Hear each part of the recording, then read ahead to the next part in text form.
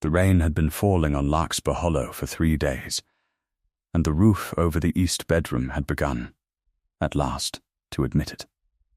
A tin pail sat beneath the worst of the leak, and its steady, patient drip was the only sound in the house that had not changed in a fortnight of upheaval.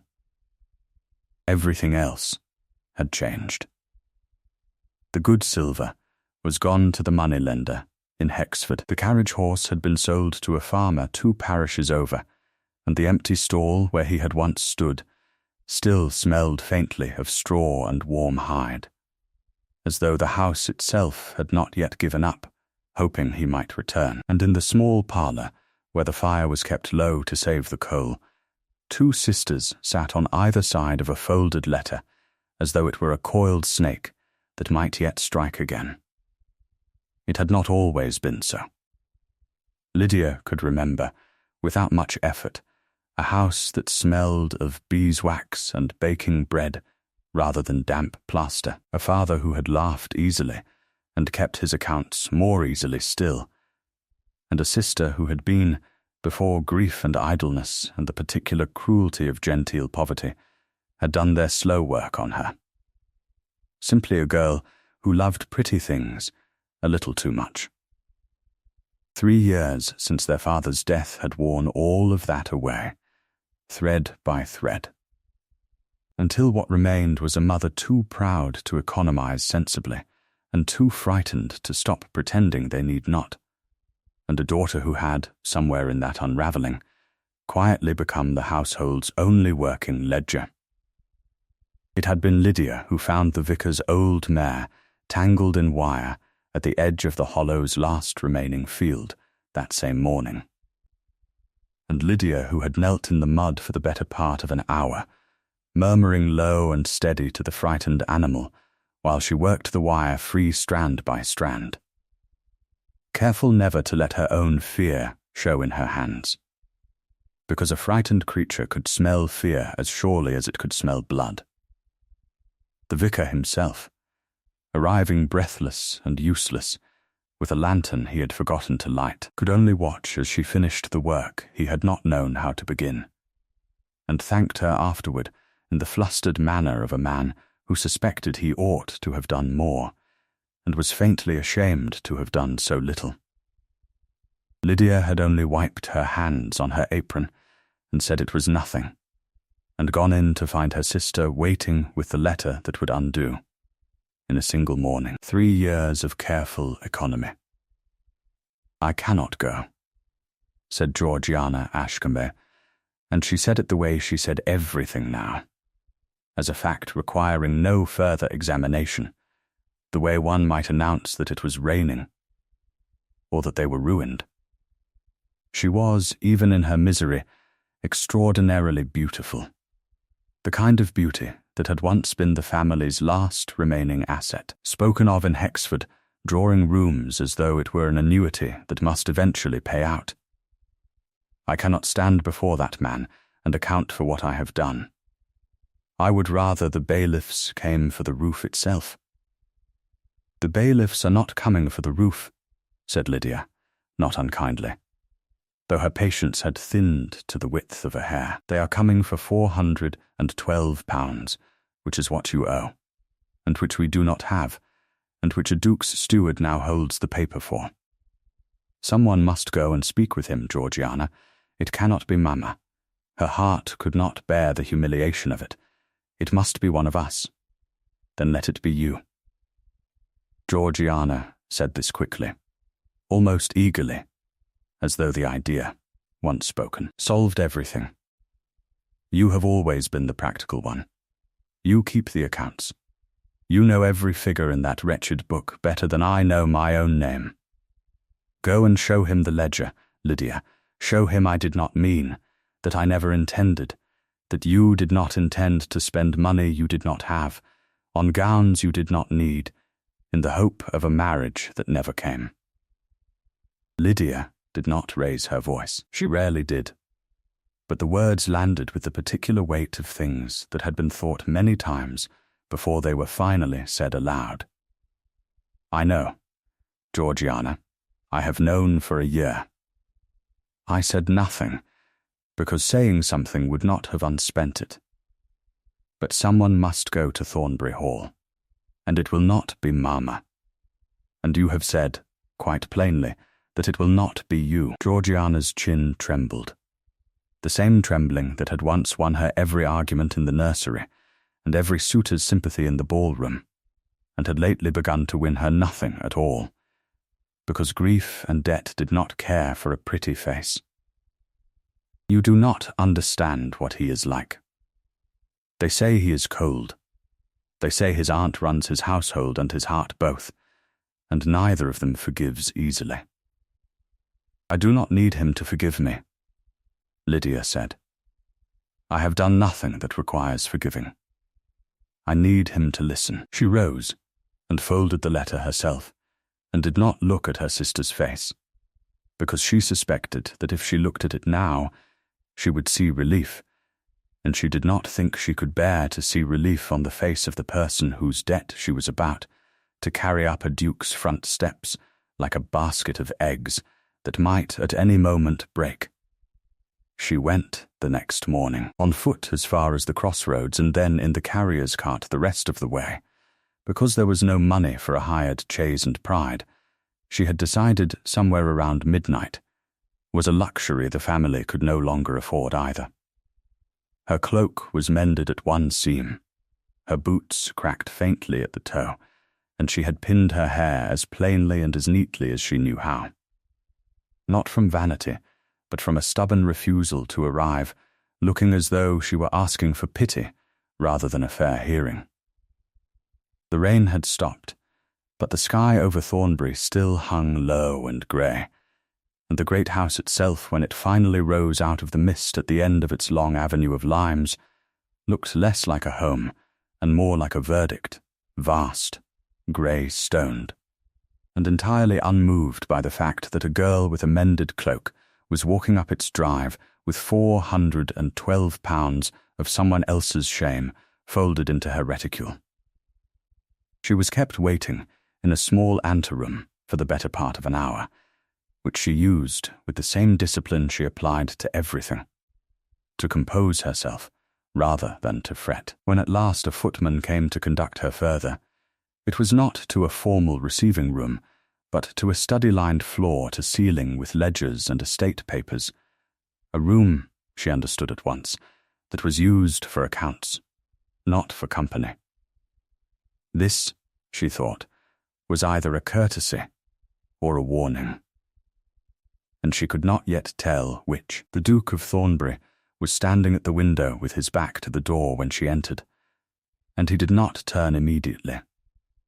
He was a tall man, dark-haired, dressed with the plain severity of someone who had long ago stopped needing his clothes to announce his rank, and when he did turn, his face held none of the theatrical coldness Georgiana had described, only a kind of careful, assessing stillness, the look of a man accustomed to being lied to and disinclined to make it easy for anyone to try again. "Miss Ashcombe," he said.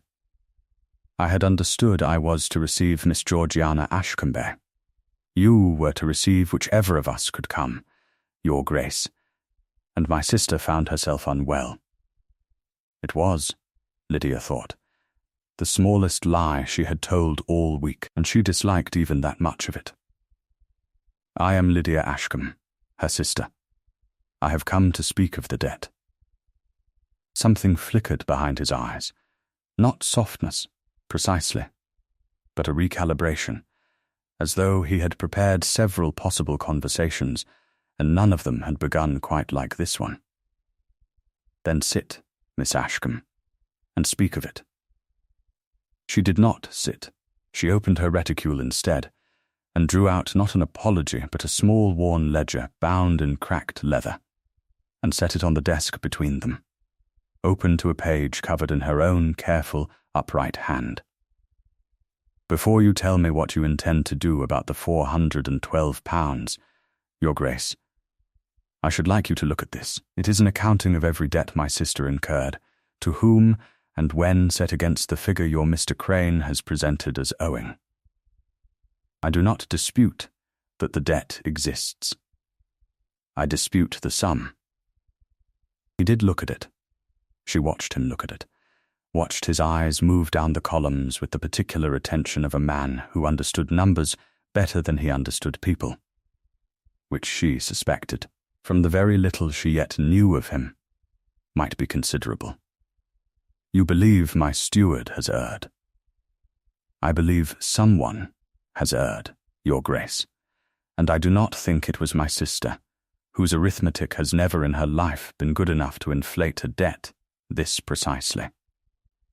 She said it without heat, the way she might have pointed out a mistake in a shopkeeper's bill, and she saw, for just a moment, something that was almost the beginning of a smile cross his face before he suppressed it entirely. You have not come to beg my mercy, he said. No, Your Grace. I have come to ask for your arithmetic. He was quiet for a long moment, studying her the way he had studied the ledger, as though she, too, were a column of figures that did not yet resolve into a sum he recognized. Sit, Miss Ashcombe, he said again, and this time it was not quite a command. This will take some while to unravel, and I find I would rather unravel it properly than quickly. She sat. Outside the tall windows, the mist was beginning, very slowly, to lift from the lawns of Thornbury, though neither of them noticed it happen. What she did not know, that first afternoon, was that the Duke had entered the room already braced for a very different visitor. He had expected tears, or evasions, or the particular practiced charm of a woman accustomed to being forgiven her debts by men who found her pretty. He had married once before, briefly, and at 19, into an arrangement his own father had contrived for the sake of a neighbouring estate's water rights, and the young wife of that arrangement had wept prettily at every difficulty, and asked nothing of him but his title and his patience, and had died of a fever before he had ever learned whether there was anything more to her than that. He had spent the decade since half persuaded that there was nothing more to any woman who came near a duke than the wish to be one's duchess, and he had built, without quite meaning to, a kind of careful fortress around the parts of himself that might once have hoped otherwise.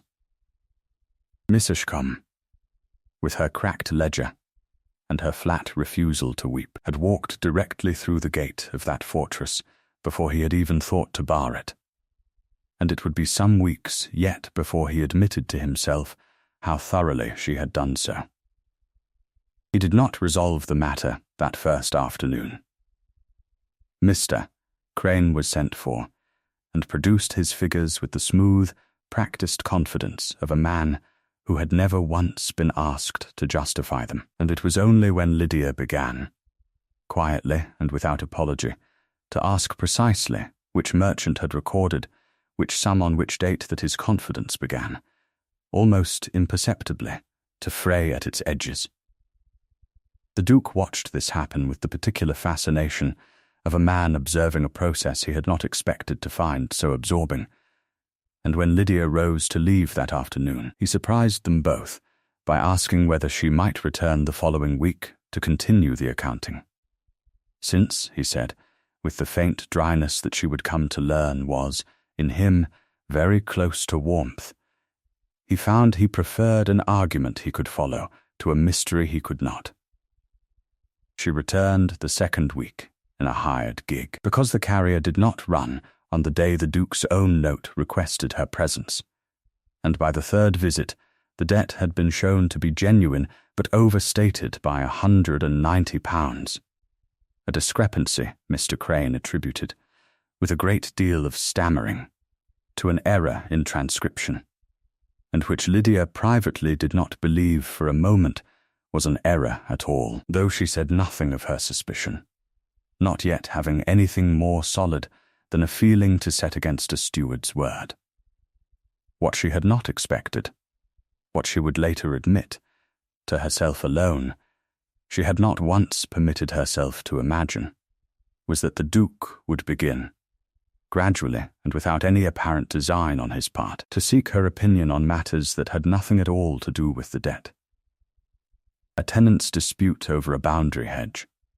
A question of whether the home farm's new drainage scheme was worth its cost.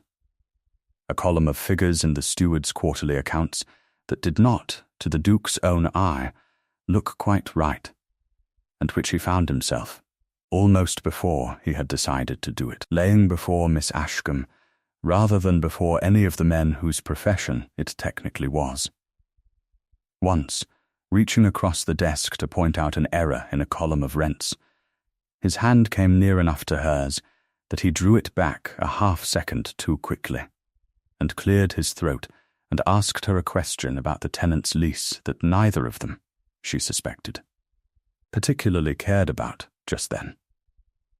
"You keep questioning me as though I were your own steward, Your Grace," she said to him once, in the walled garden behind the east wing, where she had gone to escape the closeness of the study, and where he had, with what she suspected was some deliberation, followed her.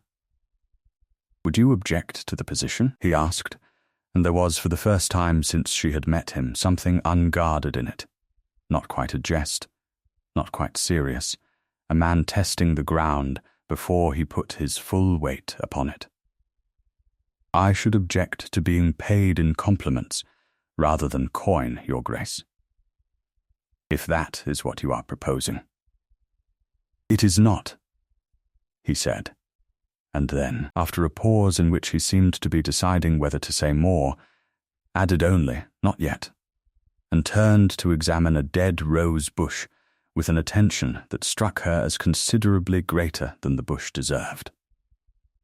The garden itself had been let go. She could see that at once, in the way she saw everything, with the eye of someone who had spent 3 years keeping a household alive on very little. Beds gone to bramble, a stone bench half swallowed by ivy, a sundial whose gnomon had rusted through. She asked him, on her next visit, whether she might have leave to walk there again, and when he granted it with more alacrity than the request strictly warranted, she began, without quite deciding to, pulling the bramble away from the roses with her own hands each time she came. He found her there one grey afternoon, with her sleeves pushed back and a thorn caught in her glove, and he knelt without a word and worked the thorn free himself, his fingers steady and unhurried against her wrist, and neither of them spoke of it afterward, though she thought of it, she admitted to herself later, rather more often than the moment strictly warranted. There was a second such moment, some days after, when a sudden squall caught them both far from the house, and he gave her his own coat without asking whether she wanted it, and walked beside her through the downpour, holding it closed at her shoulders with one hand, near enough that she could feel the warmth of him through the wet wool, and neither of them hurried, though the house was in plain sight the whole while, and both of them were thoroughly soaked before they reached it. And there was a third, smaller still, when she read aloud to him one evening from a tenant's petition, written in a hand so poor that even she struggled with it, and he leaned close to see the page over her shoulder, close enough that she lost her place twice, and laughed at herself for it. And he did not laugh at her, only watched her laugh with an expression she did not yet have the courage to examine too closely. Mr. Crane's second attempt to renegotiate the debt's terms, a suggestion, delivered with unctuous regret, that the Ashcombe family might discharge a portion of the sum by surrendering the strip of larkspur land bordering Thornbury's own boundary, arrived at the same week that the first of the old roses came back into bloom. And it was in front of that half-restored bed that the Duke told her, without preamble, that he did not intend to accept Mr. Crane's proposal. "That land has been Ashcombe land for 4 generations, he said. "I will not be the Duke of Thornbury who took it from you over £190 that I have every reason to suspect was never truly owed." "You suspect it too, then," she said. and something in her chest, which had been braced for a long time against exactly this kind of disappointment, loosened by a degree she had not expected. "I have suspected it since your second visit, Miss Ashcombe. I have simply not yet proved it." He looked at her directly then, in the particular grey light of the garden in late afternoon, and said, with the plainness that she had come to understand was, "In him. A far greater compliment than any flattery could have been. I find I would rather prove it with your help than without it." It was not many days after this that she was first summoned to Lady Vandermeer's presence. Not invited, precisely, but summoned in the particular manner of a woman who had run Thornbury's household for 20 years, and did not trouble herself with the pretence of asking. Lydia was shown into the small drawing-room, and received with the graciousness of a woman conducting an inspection she has already decided will find its subject wanting. "You are the sister who came instead," Lady Vandermeer said, before Lydia had so much as taken the seat she had not yet been offered. "How resourceful of your family, to send the plain one when the pretty one would not come." "I am not certain plainness was the quality required, my lady," Lydia said, and kept her voice as even as the ledgers she balanced. "Arithmetic, perhaps, arithmetic." Lady Vandermeer's smile did not reach any part of her face above the mouth. How fortunate that a duke should find arithmetic so very charming. I confess I had always understood a duke's charm to run in other directions. My niece, Miss Fairfax, charms him with considerably less effort, and considerably more grace. Lydia had not, until that moment, known there was a Miss Fairfax, and she understood at once, from the careful placement of the name, exactly why she was being told of her now. "I am glad the Duke has such agreeable company, my lady. I come only for my family's debt." "Do you?" Lady Vandermeer rose, which was itself a kind of dismissal, though her words, when they came, were softer than her posture, and for that reason very much worse. "I will give you a piece of counsel, Miss Ashcombe, since your own mother is evidently not equal to giving it. A duke may be diverted by novelty for a season. He does not marry it. When this debt is settled, and it will be settled one way or another, I should advise you to take your ledgers and your roses and go home to your leaking roof before you mistake his courtesy for something it will never become. It would spare you a great deal of pain, and spare Thornbury a scandal it does not need." Lydia said nothing to this, because there was nothing to say that would not have sounded, to her own ears, like a confession of exactly the fear Lady Vandermeer had aimed to plant. And she left Thornbury that day with the strip of dread lodged somewhere beneath her ribs that would not, however much she reasoned with it, entirely dissolve. The second time Lady Vandermeer found her alone was in the corridor outside the estate office, some 3 weeks later, and this time she did not trouble herself with the pretence of counsel. "You are still here," she said, in a voice gone low and cold. "I had thought you a sensible girl. I see I mistook you for one." She glanced, deliberately, at the mended hem of Lydia's gown. "Do you imagine, Miss Ashcombe, that I built this household standing, over 20 years, so that it might be inherited by a girl who cannot afford new gloves? I will tell you plainly what I told you gently before, because gentleness has evidently failed to reach you. Withdraw, or I will see to it that withdrawing is the least painful choice remaining to you." She swept on before Lydia could answer, and Lydia stood in the cold corridor a long moment afterward, her hands, she noticed only then, pressed flat against her own skirts to keep them from trembling. We will take a very short break.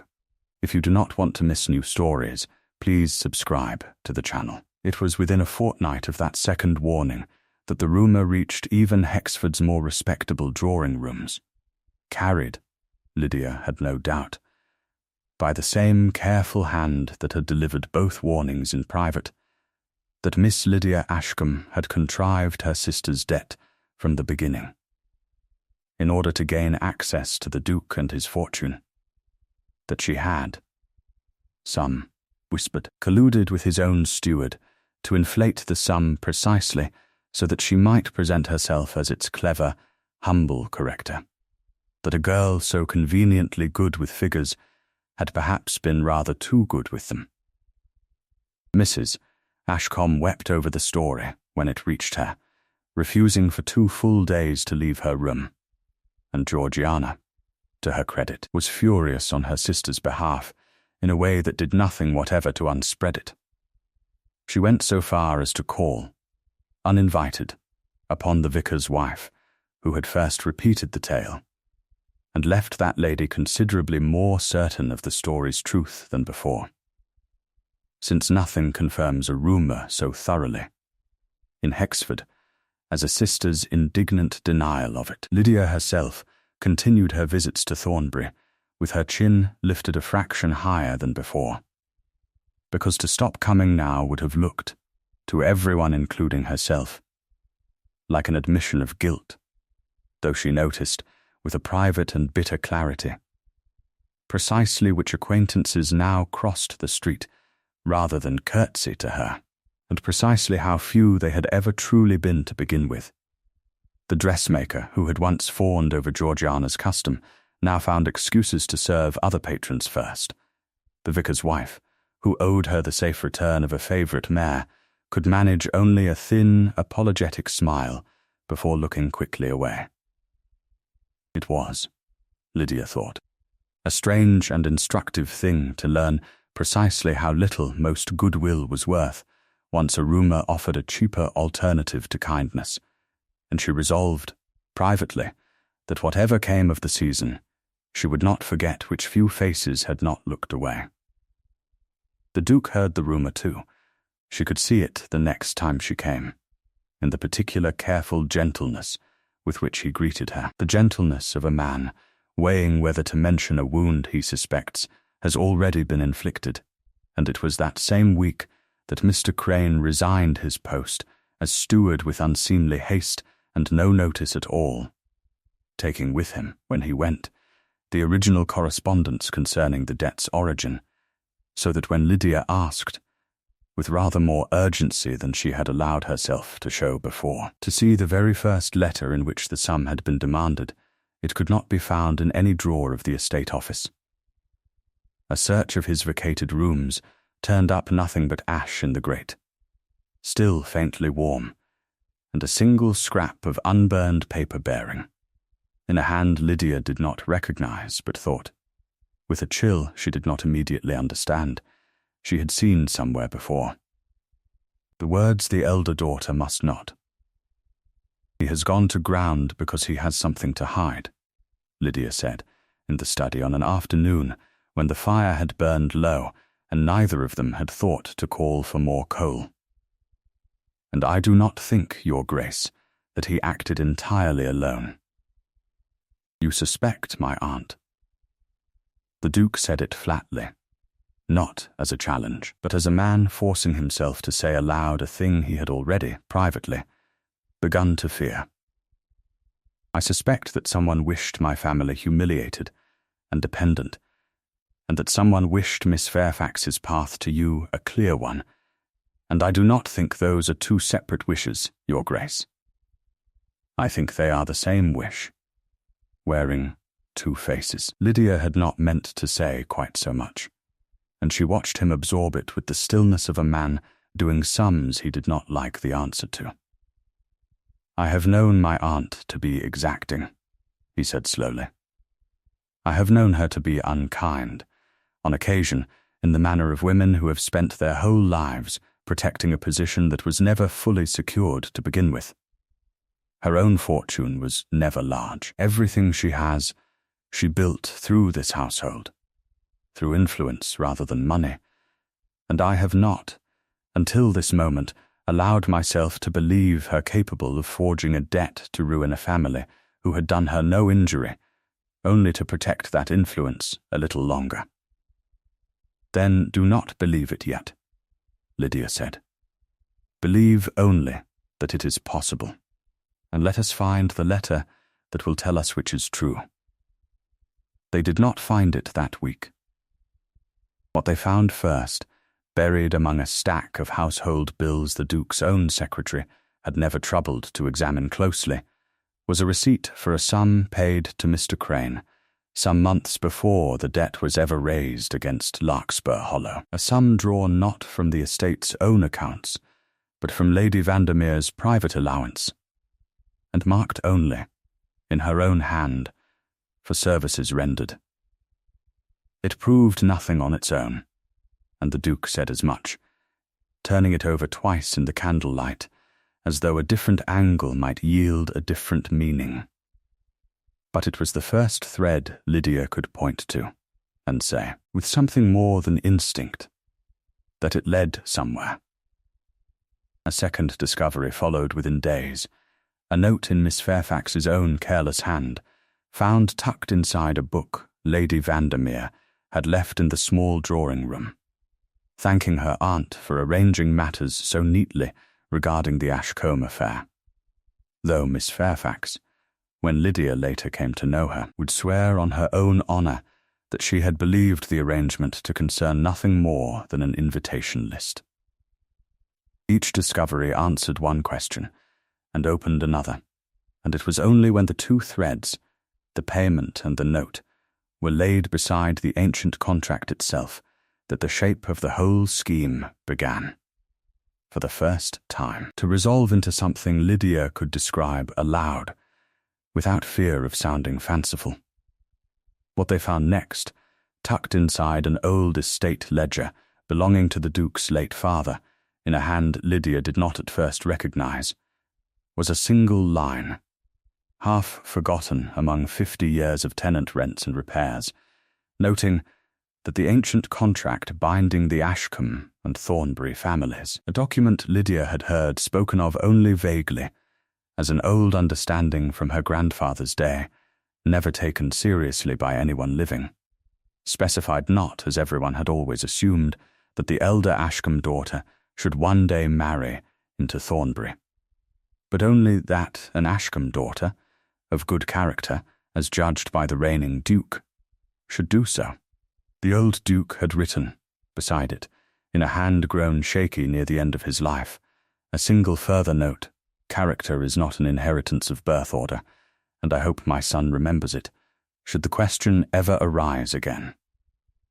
The Duke read that line 3 times before he looked up at her, and what was in his face then was not triumph, and not relief, but something far more unguarded than either, the look of a man who has just understood, with sudden and total clarity, precisely what he has been circling toward for weeks without permitting himself to name it.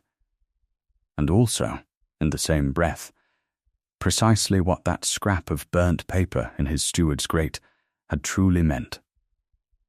"The elder daughter must not," he said quietly, half to himself.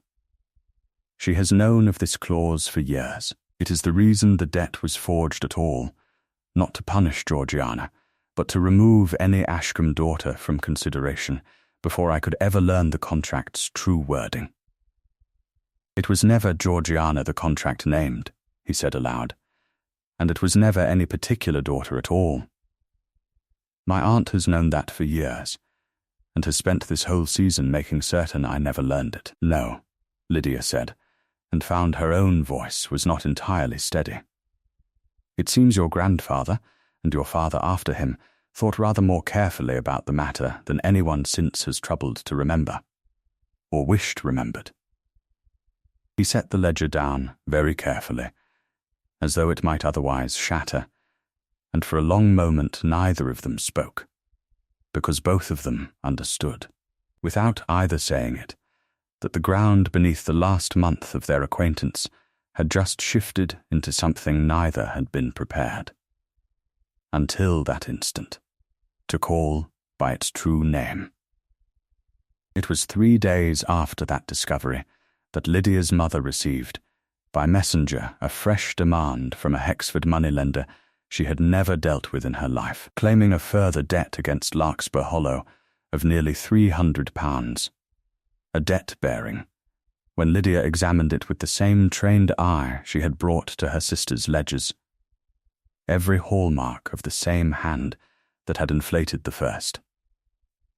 Mrs. Ashcombe took to her bed entirely upon receiving it, certain now that the family would lose the house itself, and would say nothing to Lydia for 2 full days, but that she had always known no good could come of sending a daughter to argue figures with a duke, as though the argument itself, and not the fraud beneath it, were the true cause of their ruin. It arrived on the very morning that Georgiana, white-faced and shaking, confessed to her sister the one thing she had not confessed before, that Mr.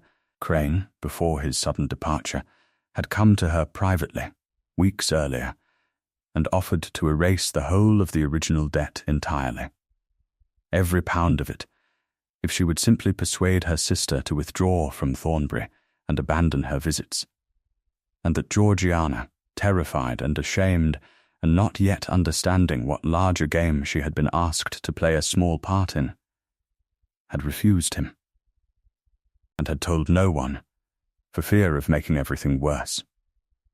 I did not know it would come to this, Georgiana wept, in the cold little parlour, the tin pail still catching its patient drip in the room above them. I did not know they meant to ruin us entirely, Lydia. I thought it was only my own foolishness being punished. I did not know it was never truly about me at all.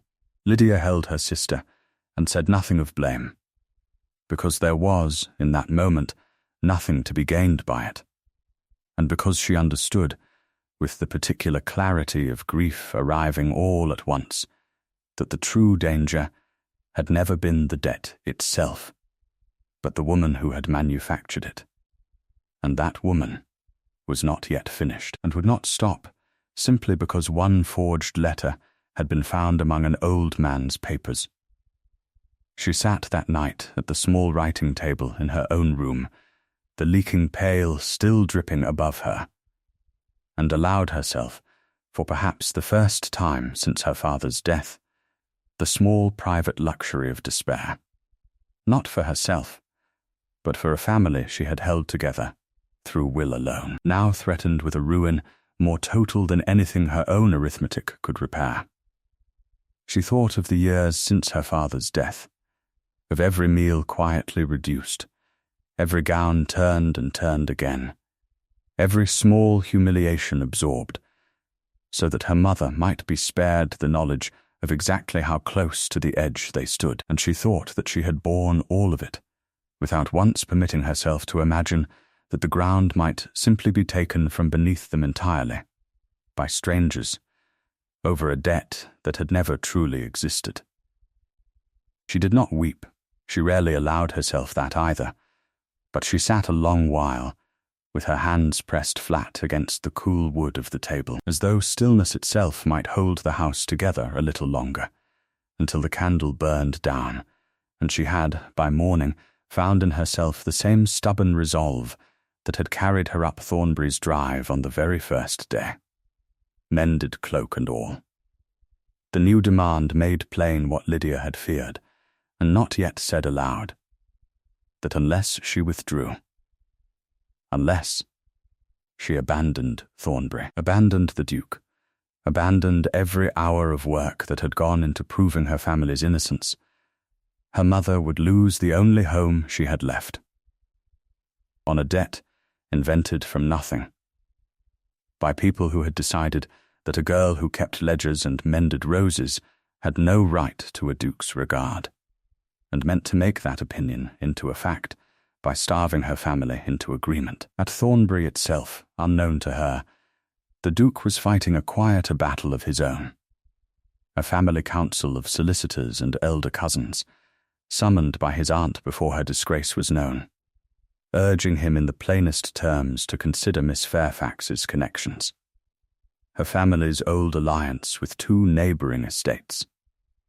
The political convenience of a match that would trouble no one, and to set aside, as one elderly relation phrased it, this curiosity with the Ashcombe girl before it became something the family could not so easily undo. His late father's own solicitor, a dry, careful man named Mr. Hollis, who had served the family for 30 years, reminded him bluntly that Lady Vandermere's own late husband had once lent the Thornbury estate a considerable sum during a lean year.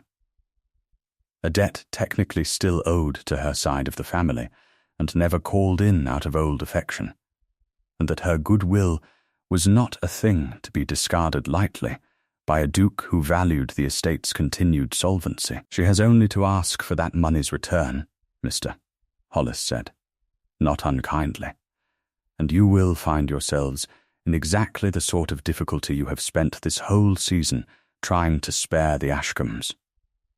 Consider carefully, Your Grace, what a single season's curiosity may cost the next 50 years. The Duke had said nothing to any of them of the forged letters, not yet wishing to expose his own aunt before he was entirely certain, and had borne their pressure alone in a silence that cost him. Though Lydia would not learn the full weight of it until much later, more than he ever told her. When at last he made his decision, he instructed Mr. Hollis to prepare the funds to repay the old loan in full from his own private income rather than the estate's, so that no one, not his aunt, not his council, not the county itself, might ever again hold that debt over the choice he intended to make. She went to Thornbury that final time, not to ask for help, but to say goodbye to it, to the garden, to the study, to the particular quiet in which she had, without ever quite deciding to, come to feel something she had no name safe enough to give it. She found the Duke in the study, and told him, in as plain a voice as she could hold steady, that she believed it best if her visits ceased, that a new debt had appeared against her mother's house, that whatever old contract his grandfather had once written, she would not see her family destroyed to satisfy it, nor would she stand as the cause of a rift between him and his own family, however unjustly that family had behaved. "You would surrender," he said, "to protect people who have not asked you to." "I would survive," she said, "to protect the only home my mother has left." "There is a difference, Your Grace, though I grant it is not always visible from where you stand." He was quiet for a long moment, and when he spoke again, it was with a resolve she had not yet heard in him, not even on the day they had found his grandfather's note.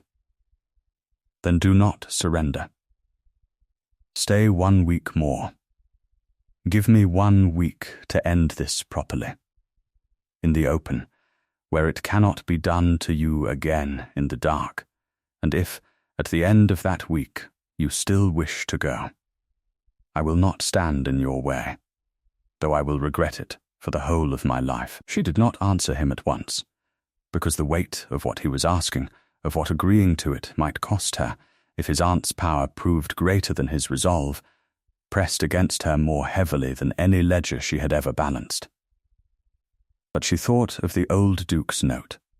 Character is not an inheritance of birth order, and of the roses she had pulled the bramble from with her own 2 hands, and of the afternoon he had knelt to free a thorn from her glove without a word, and of 100 small moments in which this man had looked at her as though her competence and her plainness of speech were not liabilities to be managed, but qualities to be trusted.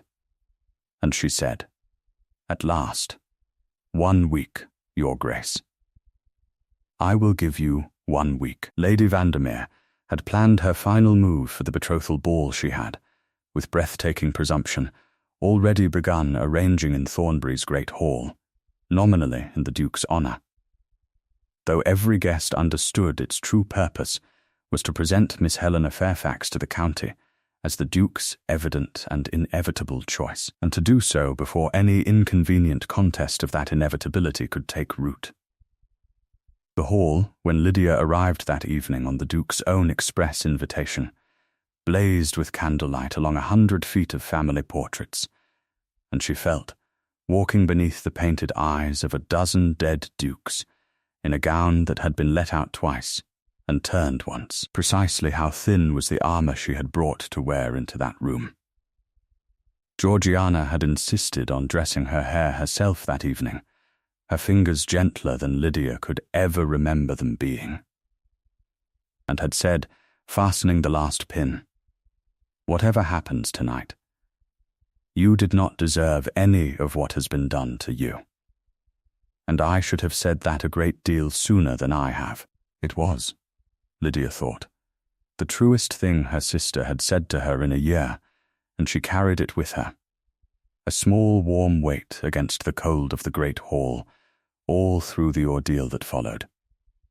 It was there, before nearly 200 assembled guests, that Lady Vandermeer rose during a lull in the music, a folded letter in her gloved hand, and announced to the room that she held proof. "Proof," she said, in a voice pitched to carry to every corner of the hall, that Miss Lydia Ashcombe had conspired from the very beginning to defraud the Duke, that the letter in her hand was written in Miss Ashcombe's own correspondence to the disgraced former steward, and that no daughter of such low-scheming character could ever have been the person the old contract intended. The room's silence, in the instant after she finished speaking, was the particular silence of 200 people deciding, all at once, whether to believe a scandal or to wait for its contradiction, and it was into that silence that the Duke of Thornbury stepped forward, not toward his aunt, but to Lydia's side, where she stood very straight, very pale, and had not moved an inch. "I will not ask you all to take my aunt's word over my own eyes," he said, and his voice, though not raised, filled the hall with the particular authority of a man who has decided, finally and completely, which ground he intends to stand on. For 6 weeks I have watched this woman work, not to defraud me, but to save her family from a ruin they did not deserve, using nothing but her own honesty and a ledger she kept better than any steward I have ever employed. She uncovered a debt inflated by fraud before I did.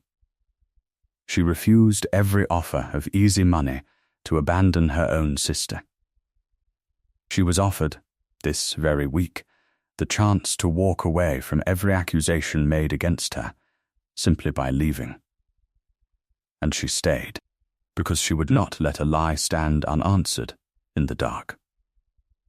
He turned to his aunt, and something in his face closed like a door. "That letter in your hand, Aunt, I should like to see it beside the one my own father left in his estate ledger 20 years ago, in his own hand, which any clerk in this county can attest to.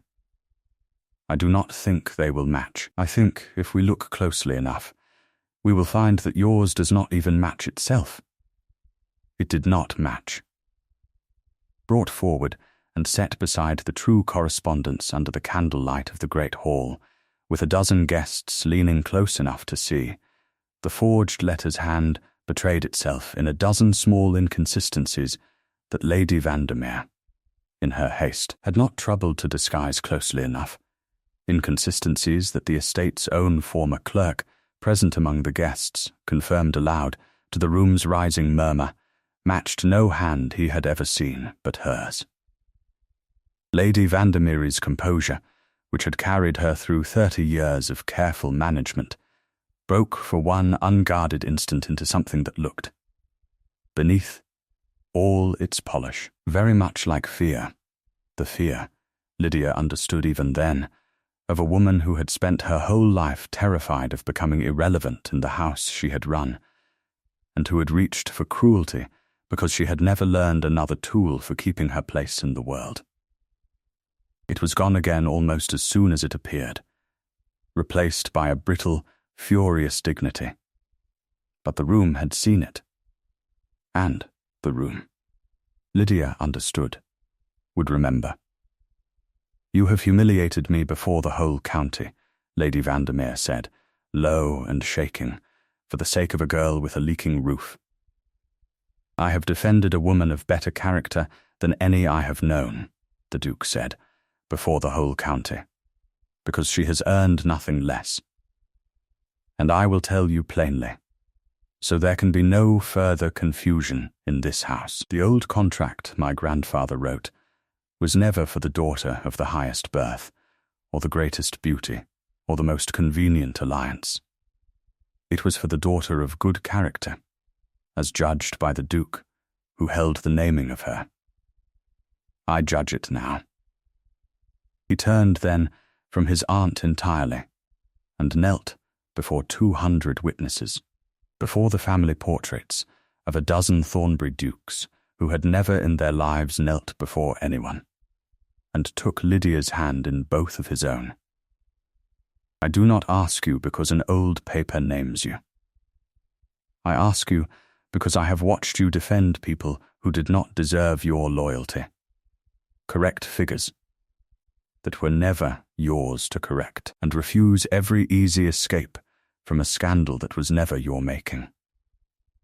I love you, Lydia Ashcombe, for exactly the qualities that made half this room decide, wrongly, to doubt you. Will you be my wife?" The tears that came to Lydia's eyes then were not the tears she had swallowed a dozen times in the last 6 weeks. Not grief. Not fear. Not the particular ache of being called plain and practical, as though those were the opposite of lovable, but something entirely different. Warm and sudden, and impossible to hold back. The first tears she could remember, shedding in longer than she cared to count, that came from something other than sorrow. "Yes," she said.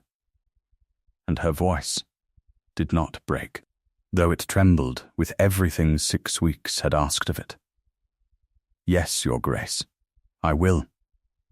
Lady Vandermeer left Thornbury within the month.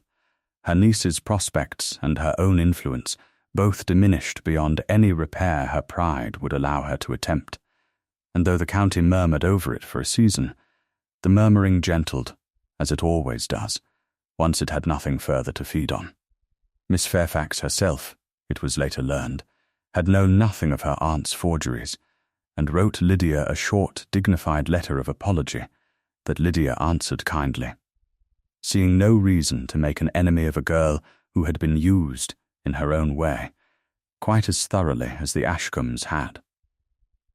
Georgiana, freed of the debt entirely, once its fraud was fully proved, made her peace with her sister slowly, and then completely, and would say, years later, that she had learned more about her own worth from watching Lydia refuse to trade her integrity for comfort than from any lesson their mother had ever tried to teach her.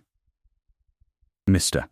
Crane was found within the year, in a distant town, living under a name not his own, on funds that could not be accounted for, and though he never named Lady Vandermeer outright before the magistrate, no one who had stood in Thornbury's great hall that night had any real doubt of the truth, and the county's memory, unlike its charity, proved a long one. Mrs. Ashcombe, once her heart had recovered sufficiently from the shocks of that whole season, declared that she had known all along her younger daughter would prove the making of the family, a claim Lydia received with the same patient, affectionate scepticism she had long ago learned to apply to most of her mother's pronouncements.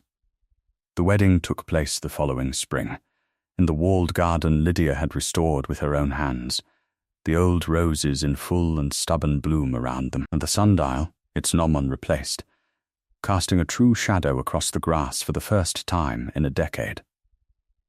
Mrs. Ashcombe wept through the whole ceremony and claimed unconvincingly that it was only the pollen. The roof at Larkspur Hollow was mended within the fortnight, quietly, at the Duke's own direction, and no tin pail was ever again required to stand watch in the east bedroom. A year after that, in the same garden, on a warm afternoon with the roses blooming a second summer running, the Duke of Thornbury found his wife exactly where he always found her, bent over the same small, silver-clasped ledger her father had left her, now used not to track a family's desperate debts, but to record. In her same careful, upright hand, the accounts of an estate that had never in its long history been better managed. He came and sat beside her on the restored stone bench, and asked her, as he had taken to asking most evenings, whether the figures balanced. "They do," she said, and closed the ledger and let him take her hand instead.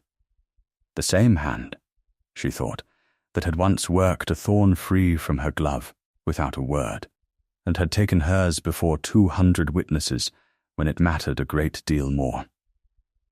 They always do, in the end, if someone is willing to look closely enough.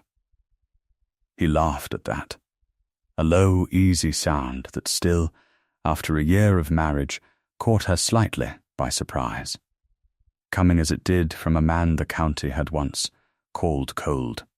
"You said something very like that to me, in this very garden, the first spring we knew each other."